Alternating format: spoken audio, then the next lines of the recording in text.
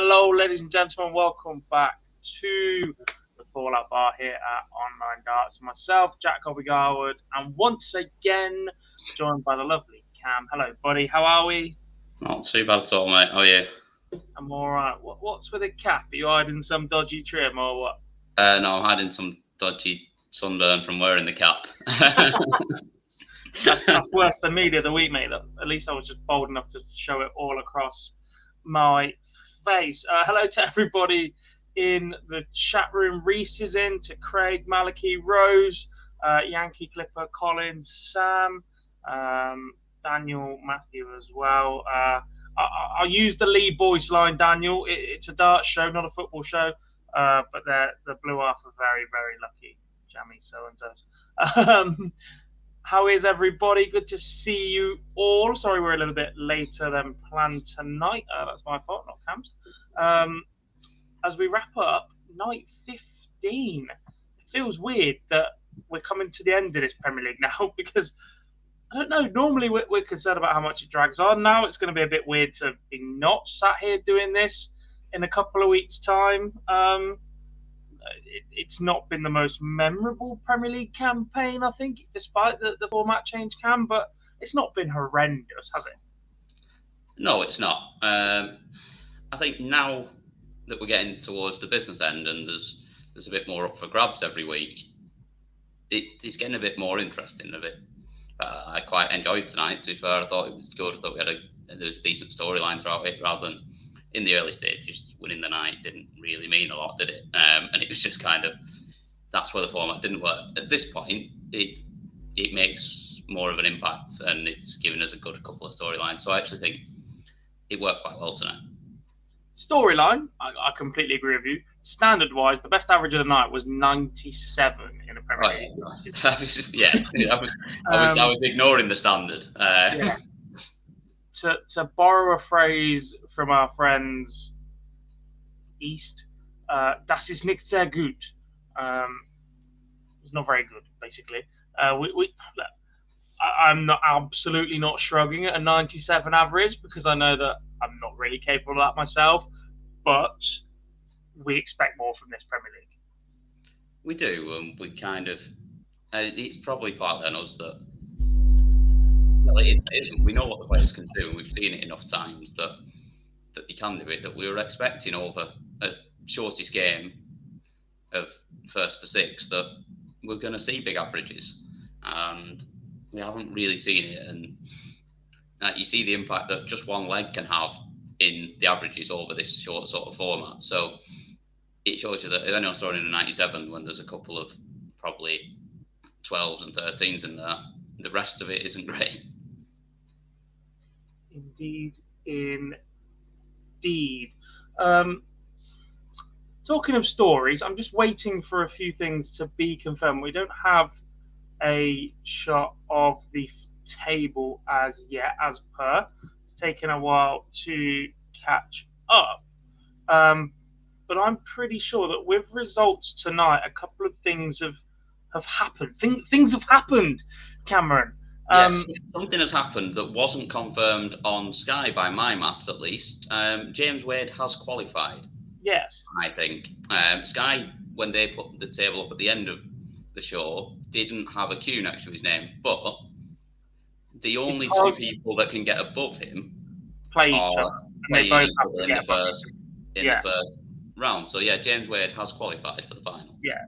I'm just waiting for confirmation from the PDC or Sky. If anybody does see a table on Twitter, let us know, and I'll just go and I'll pinch it. Yeah, and also, I'm also fairly sure as well that in doing so, Gezi can't Rowan get Price is eliminated. Yeah. It is just a straight shootout. Whoever he stays on 18, Colin goes up to 22, and Wright's on 22 also. Yeah, so whoever wins that game gets to 24, can't be caught. So whoever wins that game is in. They might as well not bother with the rest of next week, and we'll just have that game. 10 grand bonus though. Oh yeah, Wikipedia have gone first. They have eliminated Gerwin Price. They've still got Cullen in 6th, but I'm 100% sure he's now 5th. He's 4th. 4th. He's got a much better Pete Wright's now 5th. and they do have James Wade in green. Right, let's talk through the night's action, and hopefully by the end of it, we'll have a nice little interview from Phil Bars, who is at the O2 with the winner, Joe Cullen. I'm hoping maybe there was a chance he got to speak to Johnny Clayton tonight as well, as he has topped the group officially. Another thing to come out of the table tonight. But let's start then with a very, very important result indeed. And I want to take you back to, and this is purely because it's still in the software we have. I'm trying to work out which way round it is. I think it is this one. Let's watch this quickly. Yeah, I think at the moment I'm probably better than Peter's been playing, because although I've been playing rubbish, Peter's probably been just the same or even worse than what I have. So yeah, it's going to be tough next week, but if it comes down to the crunch, I think Newcastle, I'm going to do it. Yeah, but if I get to the top four, I will win it, because I know I've scraped through. Even if I finish number 4, number 3, whatever, I know if I get through that top 4, I will win this event, because possibly I don't deserve to be there, but sometimes in tournaments when you have a little bit of luck, then you go on and win, and if I get through, I've definitely had a bit of luck. Yeah, like, he's bang on. If he had got through, he would have had a little bit of luck. He did miss a week, but the big story tonight is that Gerwyn Price has missed out once again on the Final Four of the Premier League. This is not a happy hunting ground for the former world number 1. No, and I think the biggest thing it comes back to in this is he's missing a week with the injury. That's even just 2 points there. He's still in it and still can qualify, but as it is, missed a week, got no points that week, and out he goes with a week to go. More importantly, that gave Cullen a win. A man that is now in that spot. How crucial could that have been earlier on? Look, the rules are set out pretty early. I think that is a little bit of a dampener on this format. Obviously, in previous straight-up league campaigns, if you missed a week, they pretty much doubled you up the following week, etc. But Gerwyn Price has fallen foul of that this week. In the match, he threw first. He opened up okay, but Johnny Clayton, the man to end the campaign effectively for Gerwyn Price, he will be there next week, but it will not make a difference what he does. He went down to his compatriot 6-3 in the end. 96 average for Johnny Clayton, just 35% on the doubles, but it was more than enough to beat Gerwyn Price in the end. 92 average with 3 out of 9 on the checkouts count.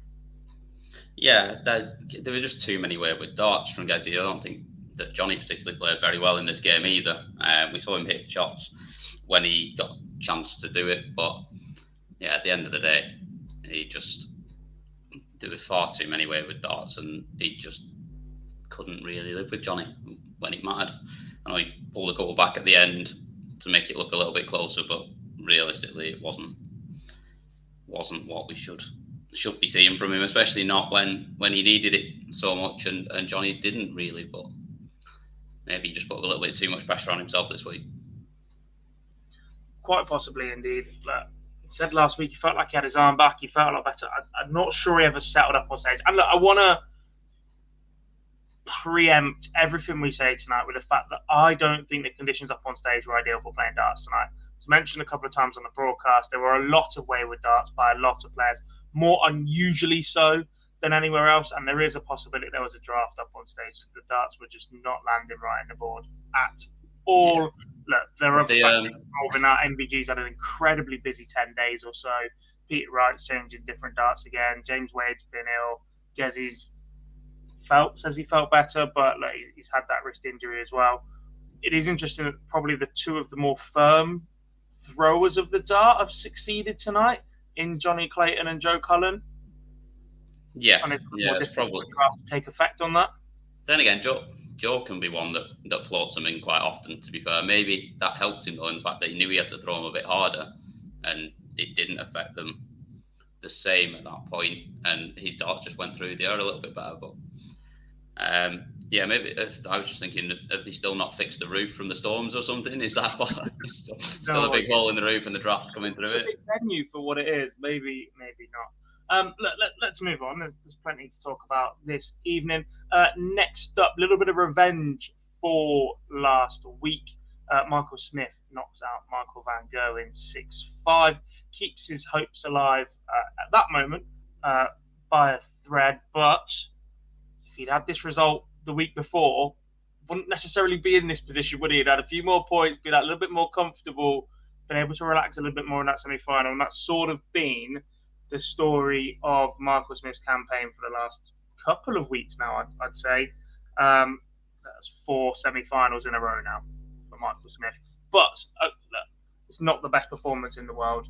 88 average beats Michael Van Gerwen's 93, possibly flat. So he started pretty well, first couple of legs. There wasn't an awful lot coming back at him from Van Gerwen, but after that he just got drawn into yet another scrap with Michael Van Gerwen that nearly got away from him once again.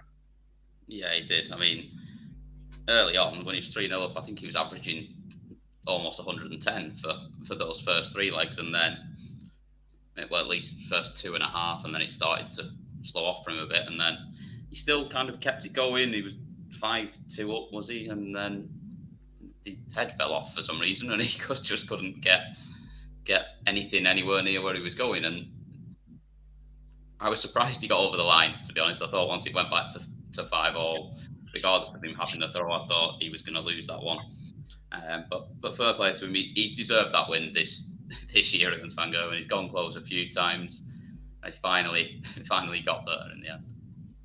That's probably the performance that deserved to get over the line against him the least in this campaign, but it's the one that's done the job right at the end. Unfortunately, it doesn't turn out to be enough. We'll talk about that in a minute. For Van Gogh camp, it's been an incredibly busy 10 days or so. We've had Premier Leagues, we've had Euro tours, we've had exhibitions in Europe on the Friday night when he's not playing in Europe. We know that he's at the Selco trade event yesterday.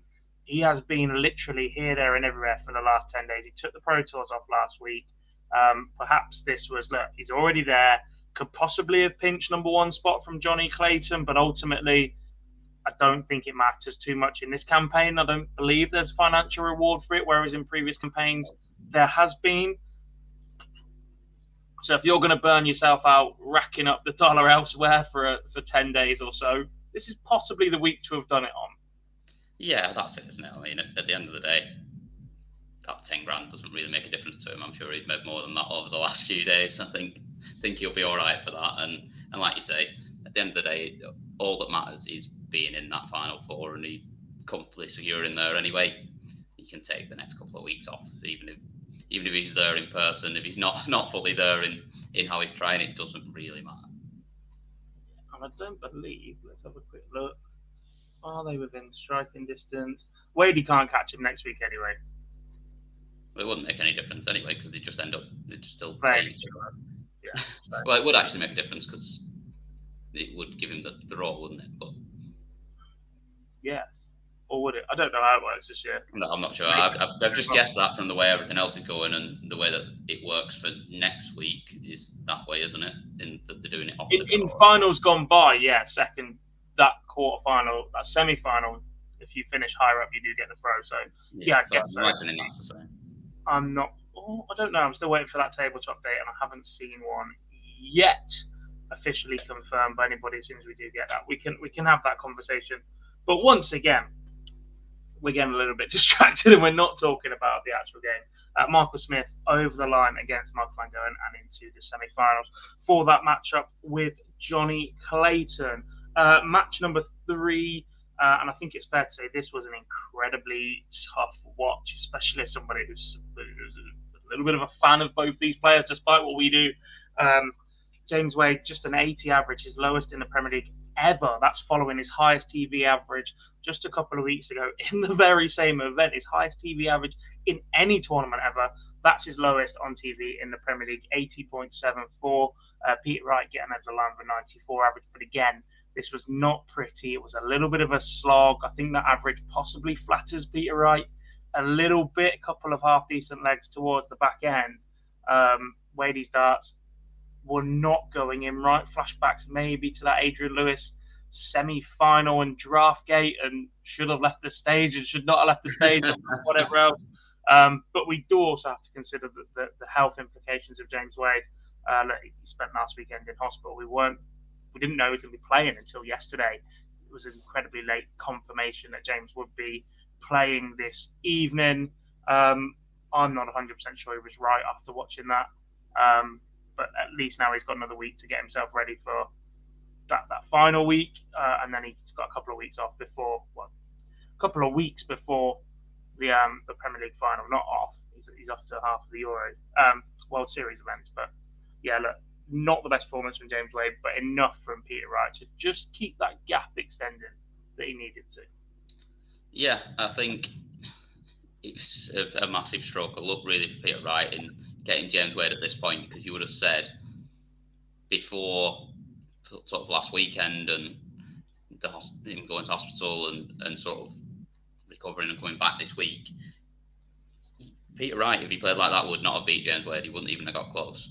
And there's a lot of players that played James Wade recently and have been right up against it because of how well Wade he's been playing, whereas Peter Wright got an absolute, almost a bye through tonight. And I think you could just tell that Wade is, even if he's feeling better now, he's clearly not been well enough probably to practice at all, really. I wouldn't have thought, looking at that performance tonight. And yeah, he just wasn't. Darts weren't going in the board right. They were sort of deflecting left, right, and centre, and just not going in the way they usually do. But it's to be expected, and it was just good to see him up there. I thought he looked pretty healthy, to be fair, and I don't know whether it was just the haircut and the beard trim or what it was. We mentioned this in the WhatsApp. It was like he's had a haircut, he's had a shave, but I'm not sure if he looked slimmer tonight as well. I'm not sure if that was the haircut and the shave, or if perhaps he was seriously that ill that he lost an awful lot of weight overnight. Does look somewhere between half a stone and a stone lighter just by glancing at the TV. That's not confirmed anywhere, whatever. But he did look a lot slimmer in build this evening, and that could have been any number of factors. We hope it wasn't the illness, because if it is, that explains an awful lot about that performance, by the way. Peter Wright through, though, moment of the game, 116 checkout, but again, not an awful lot coming back. And double percentage, not horrendous for Peter Wright tonight. 6 of 13 in this match, just under 50%. But it's just the consistency and all-around game that was a little bit of a concern. Yeah. Like you say, I think that average of 94 flattered him. I didn't think he was that good, to be honest, in this game, and he still looked like going into that last leg, other than obviously he pinged in the 177 to set up the 24 for the match, which was just typical Peter Wright at that point, as soon as he got that opportunity to do it. But I'd said literally not 30 seconds before that James Wade only needs to up this sort of 5 points here, and he'll beat Peter Wright here still, even at 5-3 down. But so you jinxed him then. Brilliant. Cheers, mate. Yeah, that's absolutely 100% was going to be the case.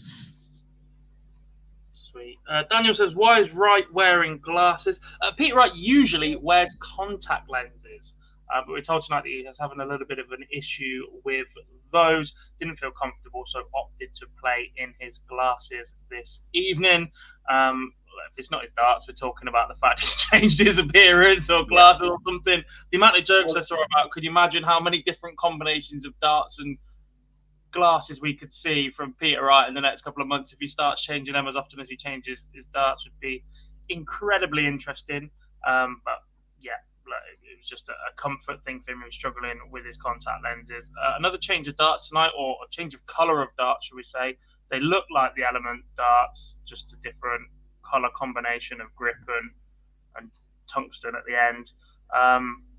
Okay, but not great. As we said, it was consistency the issue, and that's where changing as often as he has become an issue. Final quarterfinal of the night, one-way traffic, despite it just being a 93 exactly average for the winner, Joe Cullen.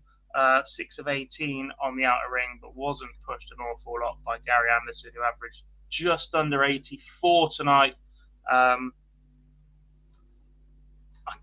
One more week to go of Gary Anderson in the Premier League. I hope next week he embraces it and everybody enjoys it and gets behind it, because I think this is it. Yeah, I do. I think it'll be the last time we see him play in the Premier League next week. And Yeah, like you say, hopefully it is just a bit of a celebration and he turns up and plays well. Obviously, we saw him use different darts again today, which I don't think particularly helped him. But I actually thought this felt better than a 93 from Joe, and I felt like this felt like possibly the performance of the night, really, that Joe just got out in front and just kept him at arm's length, and I thought he played really well. It's just the outer ring that's brought that average down, because it felt a lot closer to 100 than 93. 33%, 6 of 18. I guess maybe because he's just so far ahead of Gary in pretty much every leg that there's no pressure, so you just feel like even if it normally when you see a gap that big, somebody's gone 180, 140, ton, whatever else. Eight tons, 3 140s, 4 180s from Joe. Steady enough scoring, don't get me wrong, but because there's not an awful lot coming back from Gary at that point, the gap just must have felt bigger, I think, for the performance. Yeah, I think that's probably it, to be fair. But yeah, that is the end of the quarterfinals. On to the semi-finals then. Johnny Clayton against Michael Smith, and with just 2 attempts remaining for Michael Smith to go on and win one of these nights to complete the 8. He falls to Johnny Clayton 6-4 in the semi-finals. Once again, we might have to talk about the advantage of throw in this one, but 6 of 10 on the outer ring for Johnny Clayton, 97 average to Smith's 92. Solid, consistent, steady darts, Johnny Clayton. And I think the worrying thing for the rest of the field, Cam, is how he's just moving through everybody right now in second gear. Yeah, and this game really felt like that, didn't it? He felt like he was in second gear most of the time, and he just took his opportunities when they came. Like I say, it's 60% on the doubles again, and there is just no one better in those sort of middle range sort of finishes. Anything from like 64 to, well, I was going to say to about 130, but looking at the 144 he pinged in that we saw later, maybe we have to go 64 to about 150. There's no one better right now, and you just fancy it to go every time, and more often than not, he does. I wouldn't go that far. He was a little bit ill tonight. There is certainly competition for that finishing with James Wade, but he's still definitely in that equation. But don't insult me anymore. I actually wasn't even going fishing that time. Moment of the match, that 180 and then the 120 to follow, 306. Yeah, that kind of killed the game off, I think, really, didn't it? It was looking like Smith had a good chance there to go on and maybe win it himself and keep himself in the conversation for getting in the top 4. But then yeah, 306 darts is just a little bit good, isn't it? Especially, you just knew as soon as that first dart went just below the treble 20, you just knew he was stacking one on top of it, and then the double top was going to go as well. Yeah, bang on. Evening to Connor Scott, who's joined us in the chat room. Hope you're well, buddy. Won't be long before we see you taking out 306 on a Euro tour once again. Unlucky of the week, but I'm sure you'll be back up there pretty soon.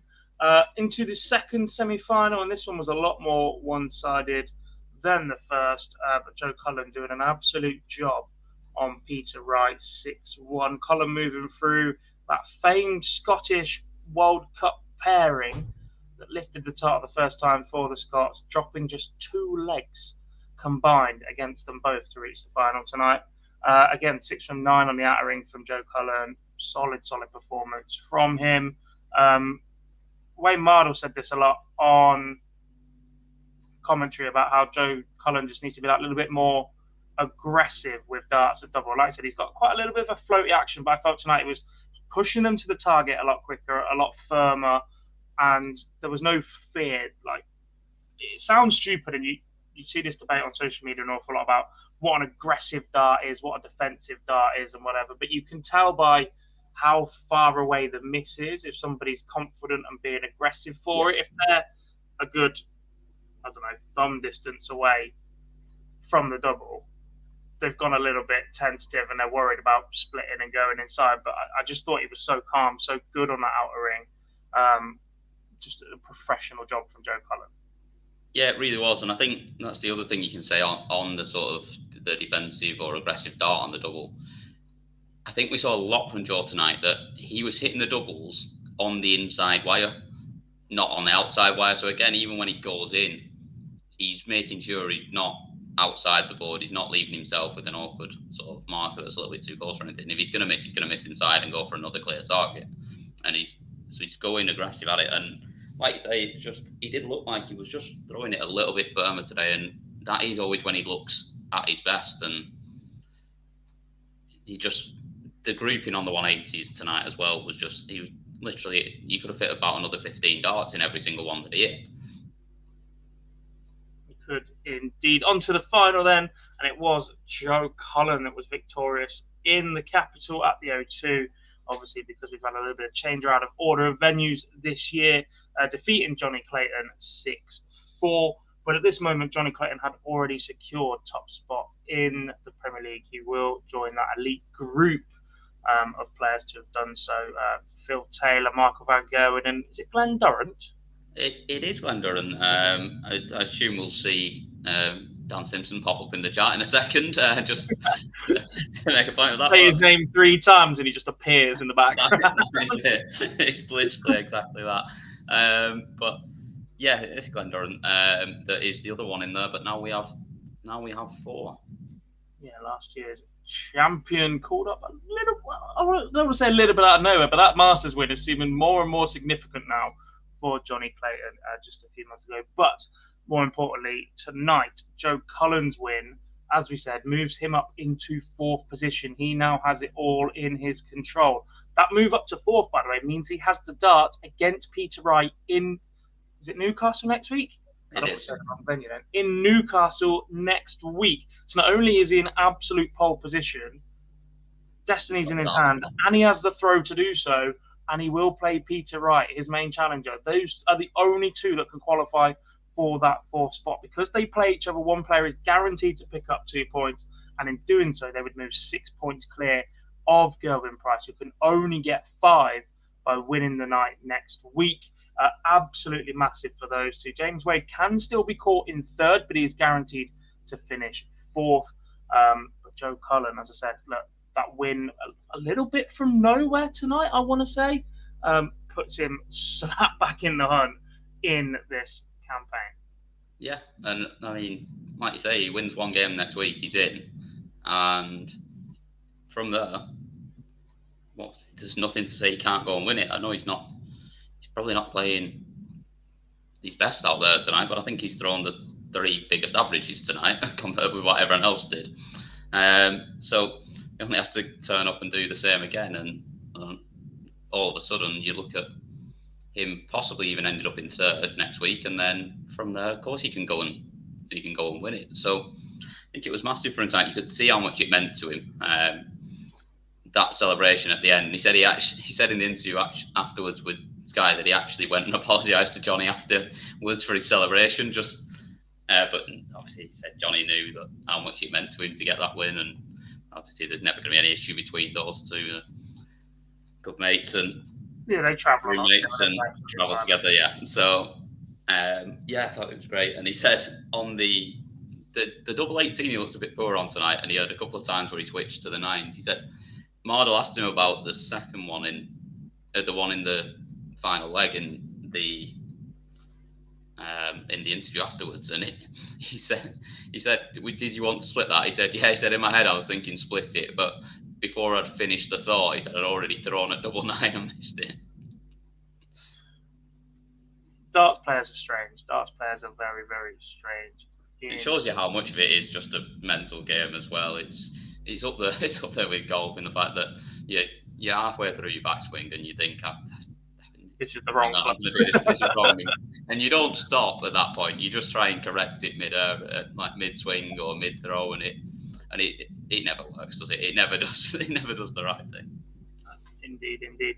Right, as per, let's hear from tonight's winner, Joe Cullen. Then we're going to take a look at the table, a couple of discussions on that one, and then we'll look ahead to next week, hoping the fixtures have populated. I probably could have worked them out myself, but it's much easier if they're there in front of you in the order they will be played in. This is your winner on night number 15, Joe Cullen. I've done everything tonight I possibly can. Obviously, win the night, and next week I play Peter, so it's in my own hands. So that's how I'd want it. You don't want to be, relying on people to win or lose for you. It's in my own hands next week. If I lose to Peter, then it's my own fault. So I couldn't wish for much more really. Yeah, I've been so erratic this year. There's been no B game. It's been sort of an A or C. It's been that bad, and there's been a few times where I think I've embarrassed myself, and I've come in, knowing that I need a result, and I've shown I've got the ball, and I've got the win tonight, so that's good.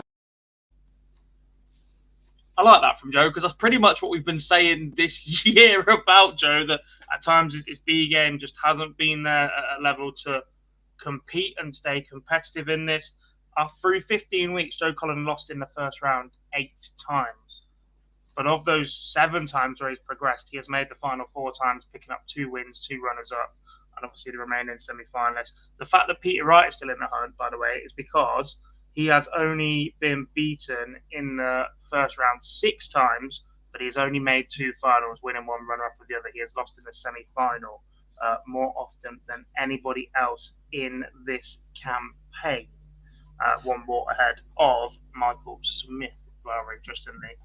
That's why that's so close for them. Let's take a look at the table then. I do have it available as an overlay. Hopefully you can still hear us. Speak up if not. So as we've already said tonight, Johnny Clayton is guaranteed to finish top. He cannot be caught. Michael Van Gogh will be in Berlin, as will James Wade, and that final spot is between Joe Cullen and Peter Wright. And rather interestingly right now, they're on the same number of points. Joe Cullen holds all the aces with all of the possible tiebreakers.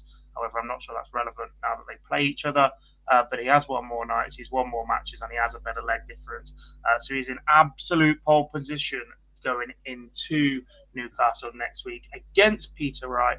However, if he does slip to defeat to the Scot, he will not make it to Berlin.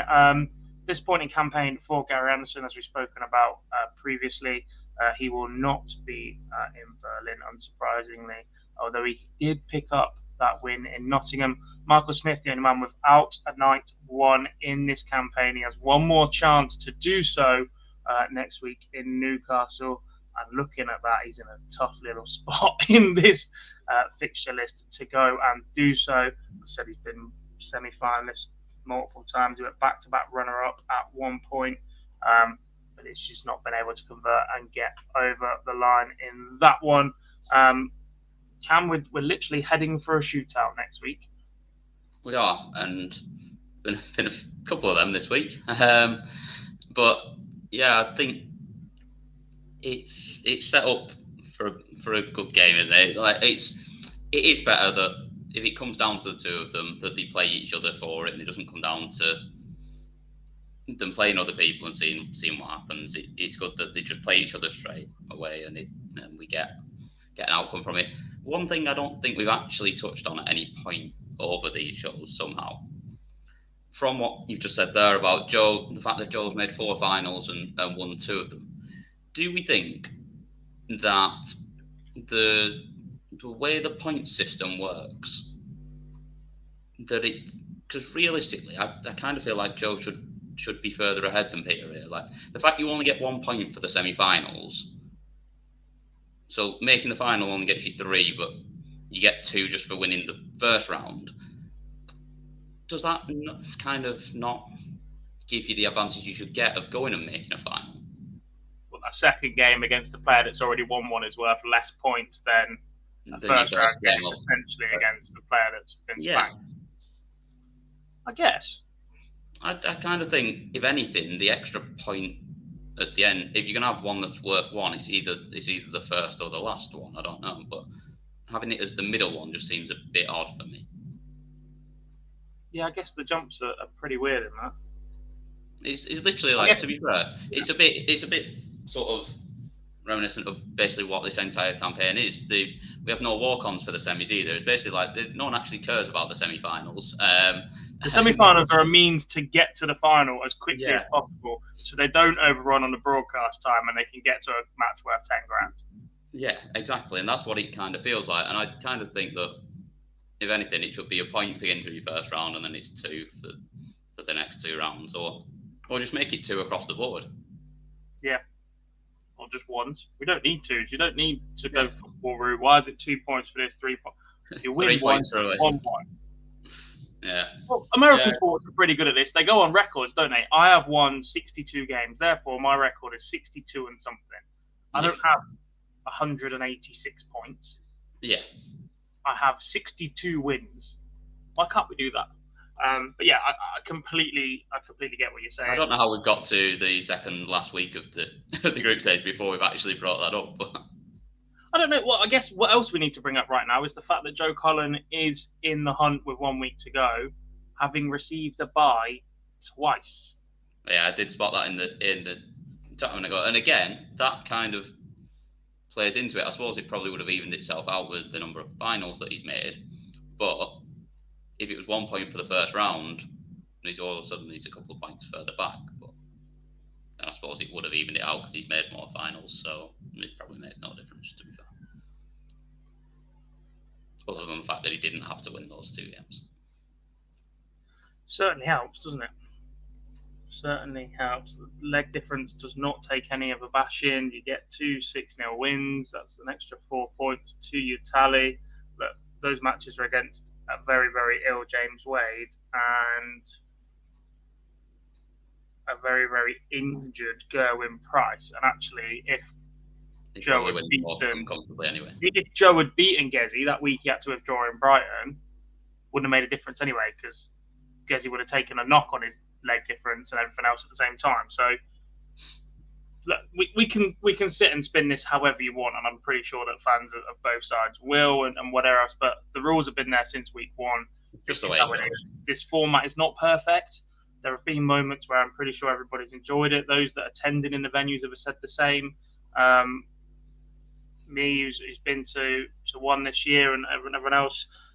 What you just said about the semi-finals rings true this year, and that because there's no walk-ons and because there are means to get to that final, I feel like the environment is just sucked out the room a little bit in those before you get to the final. At that point, some people are switched off too far. Yeah, it doesn't always pick up again for the final either. But I just don't understand. When you think about previous Premier League campaigns and every other TV event, those semi-finals are primetime TV in the UK and the Netherlands. Yeah.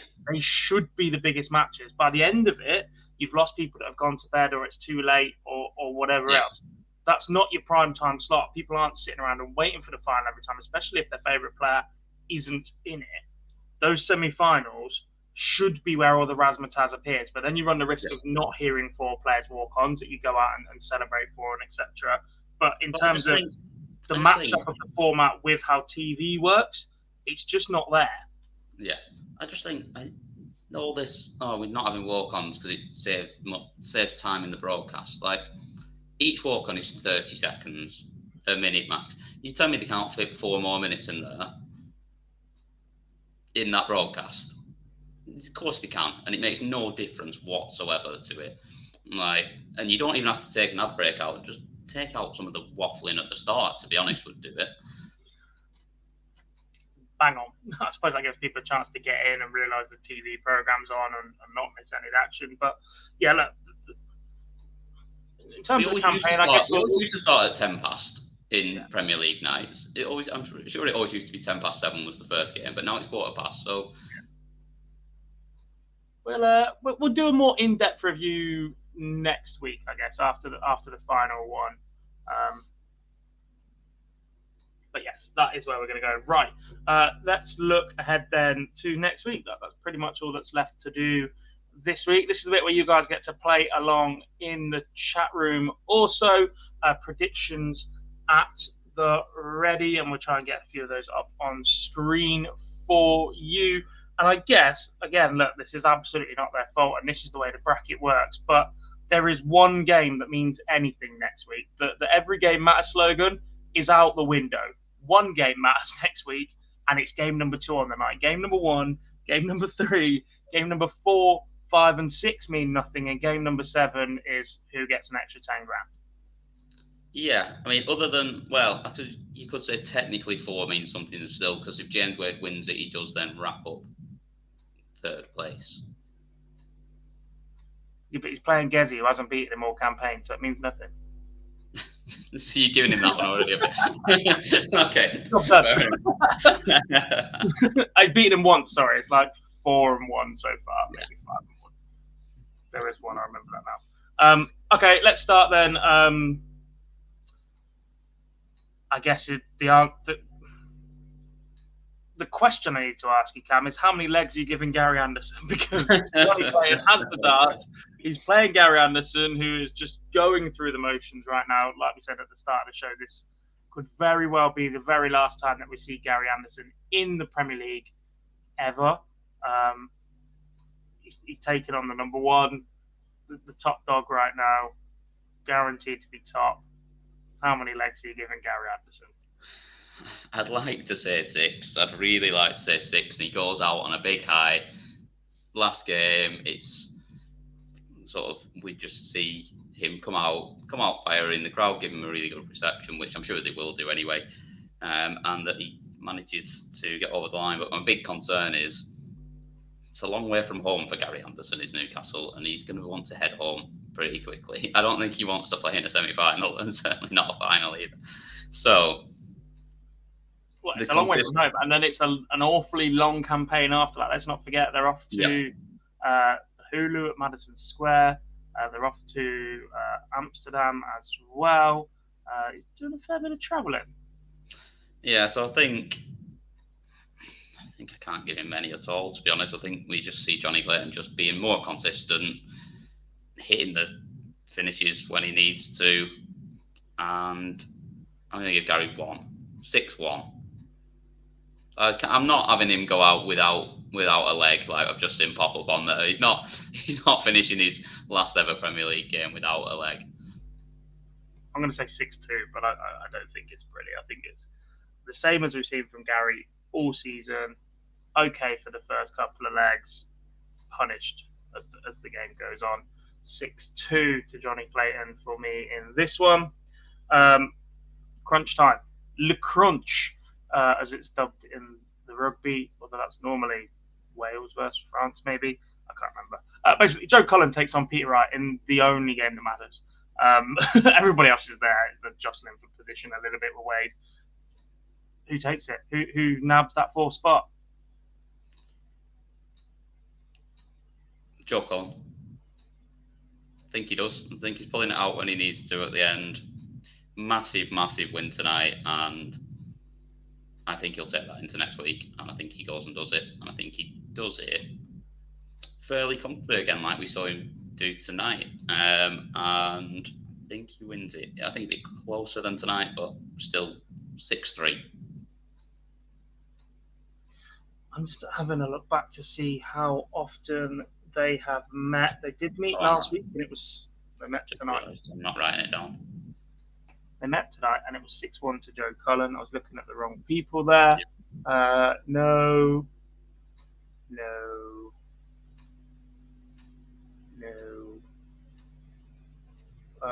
Last time that was in Aberdeen, and Peter Wright averaged 103. I just can't see Snakebite producing right now.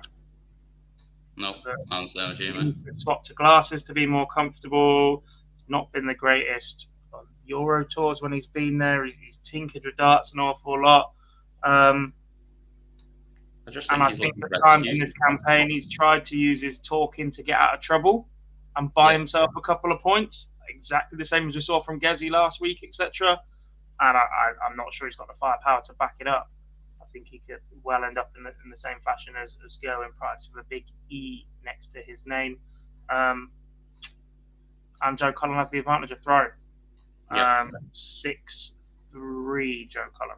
Oh, well, that's Cullen out then. We've both picked 6-3. A 6-3 win for Cullen. That's right. Congratulations, Peter Wright, on making the Cullen finals. 6-2. Matthew Cullen gets 4 for 6-4. T123 Cullen safer bet. Definitely Wright can always pull out at least expected times. He can, and look, he's made an absolute career of that the last couple of years. If he wants to turn up and produce a level, there is absolutely nothing stopping Peter Wright next week turning up averaging 108 for the entire night and blowing everybody away without losing a leg, because that man can produce that, but it's just less and less likely to happen than it was a year ago when he went and walked the match play with one of the finest displays of the tournament win you were ever going to see. Yeah. And that is very high praise from a man that has seen Phil Taylor win 16 world titles and God knows else what. Colin says Cullen 6-1. It's not a prediction from... There's a prediction from Jack. It says 6-5. We're going all the way. It would be fun to see, to be fair. Deciding leg for... Probably deserves a decided leg, doesn't it? Yeah. But at that point, surely we're giving Joe Cullen the advantage once more because he has the throw important for getting above Peter Wright this evening. The penultimate first round game, and they meet once again. Philip, use your personal account. That's Phil Barr's prediction, by the way. Oh, yeah. Use your personal account. We're doing a show. Michael Van Gerwen takes on Michael Smith once again. Michael Smith got over the line tonight against him, but he did have the advantage of throwing that one. This time, it flipped round a little bit. Yeah. I don't know. I really don't know in this one because it's... I don't think we see a great performance from MVG again. I don't think he plays particularly well when it doesn't really mean anything. Like he's in second place. He can't get beaten out of second place. I don't think either, can he? I've forgotten what's from the table now, but I don't think even if Wade won the night that he can get beat out of it. So I don't think he turns up playing his very best. But I also don't know which Michael Smith we'll see, because sometimes Michael Smith, when it doesn't matter, is the best player in world darts, and he just relaxes and throws unbelievable stuff, or he may just not be at it at all. I'm waffling because I've got no idea what I'm going to pick in this. I'm just trying to buy myself some time. Tell me when you get to result, because I can't lie. I stopped listening 30 seconds ago. Yeah, I know. So did everyone else. Everyone's just switched off. We don't have no one watching. And I'm the host, so if you put me to sleep, it doesn't say a lot about our audience, by the way. So get it out, son. It's 25-12. Michael Smith wins 6-3. Bold. I'd love to agree with you, actually. 6-4 though for me. As you said, Van Gerwen's not playing for anything. He's pretty much he cannot finish anywhere else other than second. And aside from the Joe Cullen Peter Wright story, the only other thing, I say the only other thing, and we've said that the only match that matters tonight is match number 2 in Joe Cullen Peter Wright. The first one does not matter. Johnny Clinton against Gary Anderson. Gary can't finish anywhere other than 8th. Johnny can't finish anywhere other than top. Game number 2 is the decider for who gets in the playoffs. Game number 3, Michael Smith is playing for that personal pride to not be the only man to not win a night. And that's the motivation he needs. But is it too much motivation? Is it last minute, not going to get there, that we've seen from Bully Boy so many times? But I am going to give him the first round, and I'm going to say he wins this one 6-4. MVG 6-4 for Sam. T123 MVG 6-5. And Smith 6-2. Who's this one about?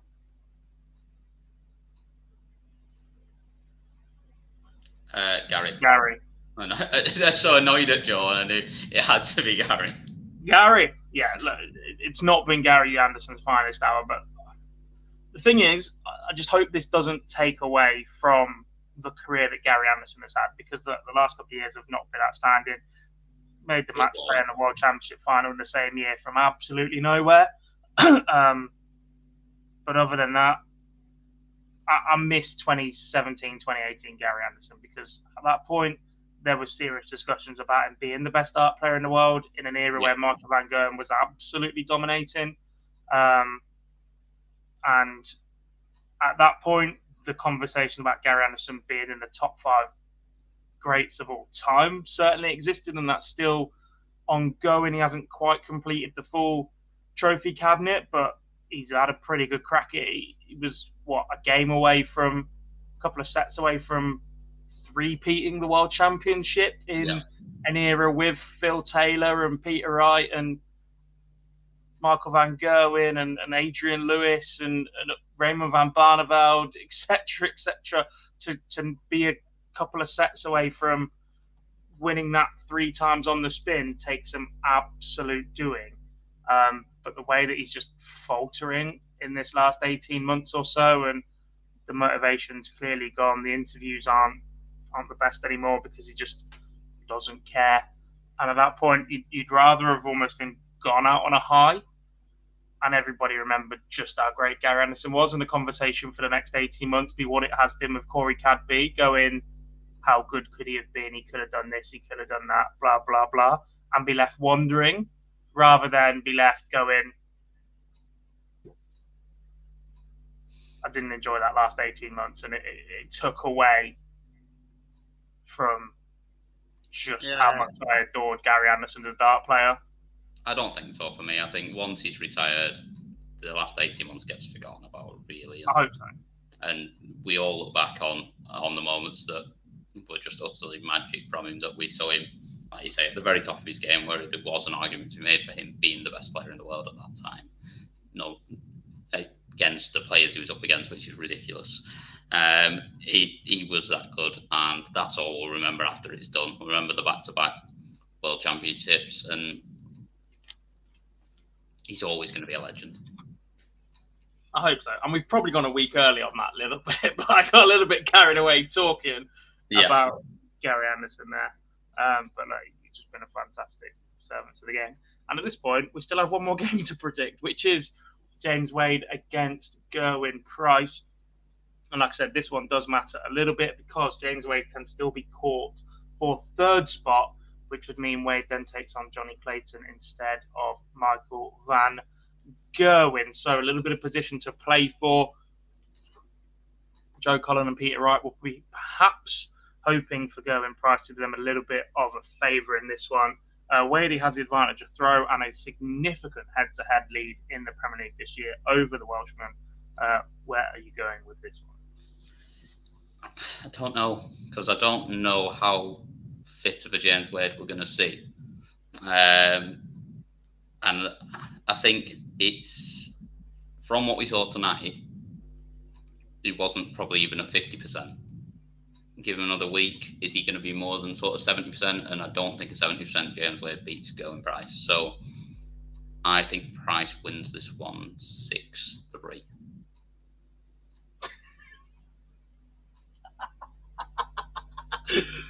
That comment has just absolutely tickled me. As we've just done our predictions on that one, I think we both had Joe Cullen in the end. T123 says Wadey wins 6-3. Which one were you laughing at? I'm going to put it up, don't you worry. Is it the one that says you were speaking sense? Because that is absolutely, it's way off the mark. It's about Gary Anderson, of course, I'm speaking sense, but thank you, I appreciate that, T123. Matthew Macy says 6-3 Price. Not going to talk about the football, but this one. Price to win 6-3, go on to win the evening, and after missing out on top 4, questions the format on his Instagram. I'd actually missed that. I hadn't seen it. That's fantastic. And then a dark publication are going to screenshot it with a couple of eye emojis going, oh, look what Gezi said this week, because that's all they've done for the last 12 weeks. Yeah, that is... Yeah, he's going to do that, isn't he? It could well happen, and he'd have to go through James Wade, probably Michael van Gerwen, and then Johnny Clayton, Peter Wright, whoever. We say this every week, that, look who he has to go through. It's the Premier Hang on, you just said probably Michael van Gerwen when you also picked Michael Smith to win. Yeah, it's funny, isn't it? But we both picked Michael Smith to win, so therefore it's going to be Michael van Gerwen. Have you not been paying attention for the last 14 weeks, Cameron? That is true. Last week, we picked between us Price and Van Gerwen to win tonight, and they both went out in the first round. Against James Wade, who also fell in the first round. So yeah. Oh yeah, we both picked Wade to get to the final. In terms of Borat, great success. Yeah, as always. Yes, as always. So anyway, where are you going with this one? Good point. 6-4 James Wade. Why not? One last hurrah. Secures third spot. Gets a crack at Michael van Gerwen. Should be a decent little match, I think, if they're both in the form that we've seen them throughout this campaign. Ignore the last 2 weeks or so. Yeah. Maybe. Maybe indeed. That's it for tonight's show then. Sorry, guys. We Is started it? a little bit later. We're We've not gone doing on for... finalist and... Oh, Christ. Yeah, pick your winner.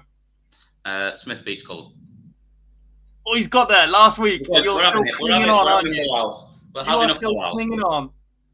Like the Kraken in Pirates of the Caribbean 2. You are not letting go.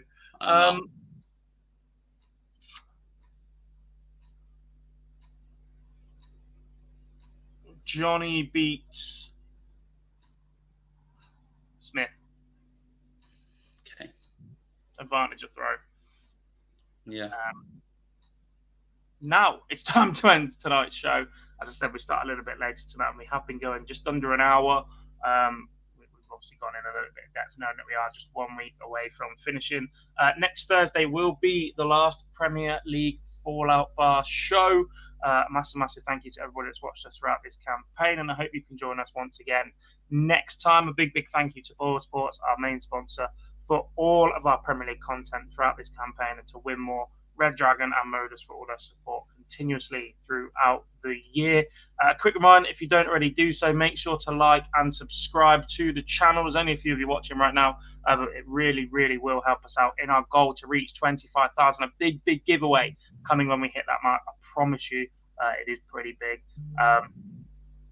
I don't want to tell you what it is, and I don't want to just start dropping hints, but it's definitely worth the chance to be involved in. If you don't already do so, follow us on socials as well at Online Darts. If you need more darts, it is 1:45, but there's still about an hour and 15 minutes of play left minimum.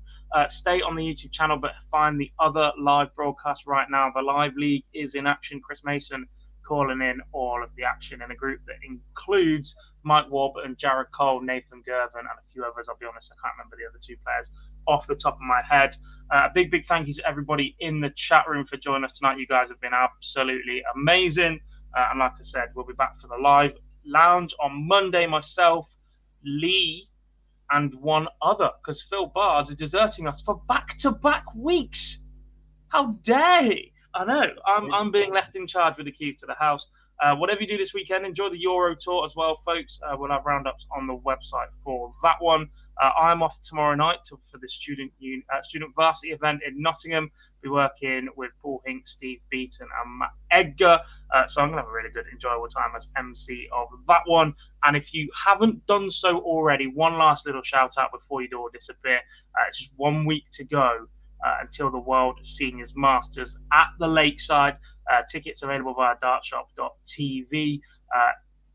It's going to be brilliant. 20 of the best players. The format is going to be announced completely on social media in the next couple of days. I'm just getting the graphic done up properly. But we are returning to the old Masters format, set play, and where sets are best of 3 legs, so cutthroat, lots of turns, lots of changes, and it really is a great lineup. So hopefully you guys can join us there in the flesh at the Lakeside, as Richard Ashdown would say.